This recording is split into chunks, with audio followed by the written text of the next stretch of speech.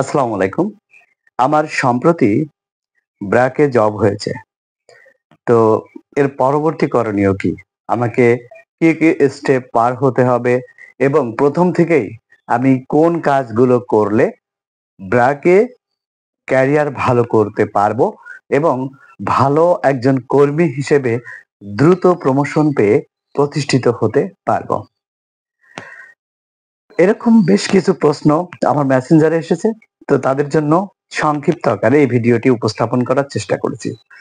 তো যাদের ধৈর্য আছে তারা ১ম থেকে না টেনে সম্পূর্ণ ভিডিওটি এবং প্রত্যেকটি কথা মনোযোগ সহকারে শুনবেন এবং দেখবেন।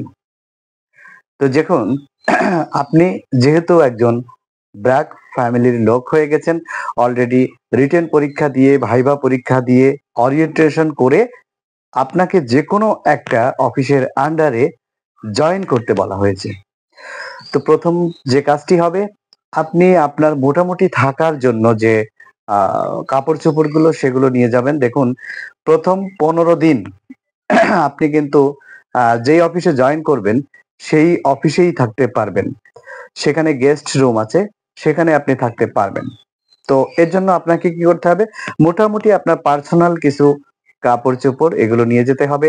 আর খাওয়ার ব্যাপারটা হলো আপনি সেখানে অফিসে খেতে পারেন।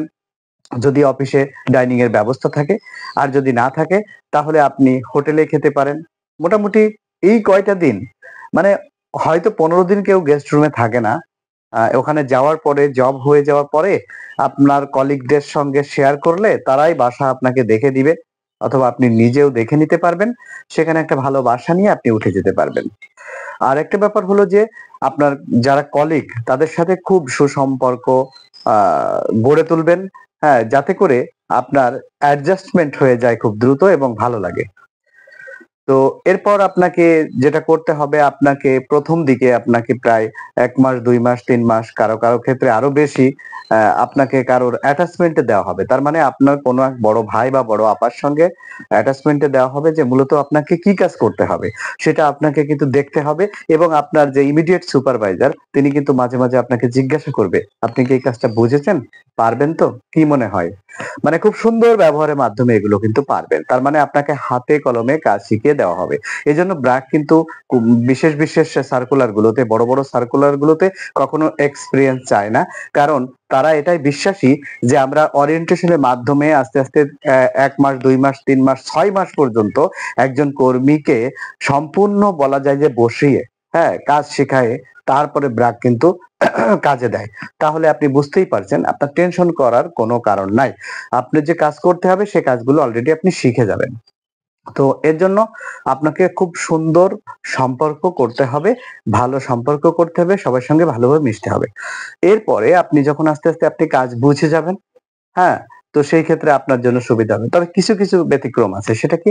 দেখুন আপনাকে ধরেন এক অফিসে দেওয়া হলো, সেই অফিস থেকে কেউ রিজাইন করেছে। অথবা অন্যত্র বদলি হয়েছে। তো এখন তার এসটিটা আপনাকে সে যে ফিল্ডটা দেখতো আপনাকে বুঝে দেওয়া হবে। এখন সেই ক্ষেত্রে আপনার কিন্তু ওই ৩ মাস ৪ মাস আপনি ঘুরে বেড়ানোর সুযোগ নাও পেতে পারেন।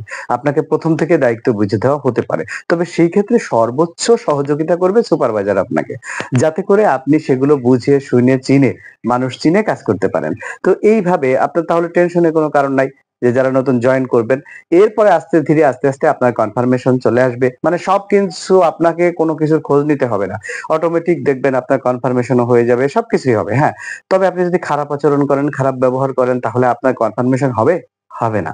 তাহলে দেখুন এভাবে আস্তে আস্তে আপনার ক্যারিয়ারটা ব্র্যাকে শুরু হবে এবং আস্তে আস্তে যখন আপনার ভেতরে অনেক প্রতিভা, হ্যাঁ? এইগুলো যখন ম্যানেজমেন্টের চোখে পড়বে এবং দেখবে যে সে ধৈর্যশীল এবং কর্মঠ, তখন আস্তে আস্তে কিন্তু আপনি ম্যানেজমেন্টের লোক হয়ে যেতে পারবেন। সেটা কিভাবে? আপনার কিছু স্টেপ আসবে।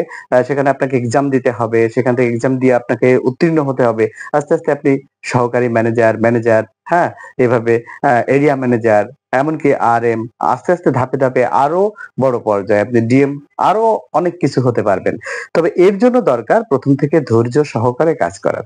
যদি এভাবে করেন তাহলে ইনশাআল্লাহ ভালো হবে। আর কর্মপরিবেশ কেমন?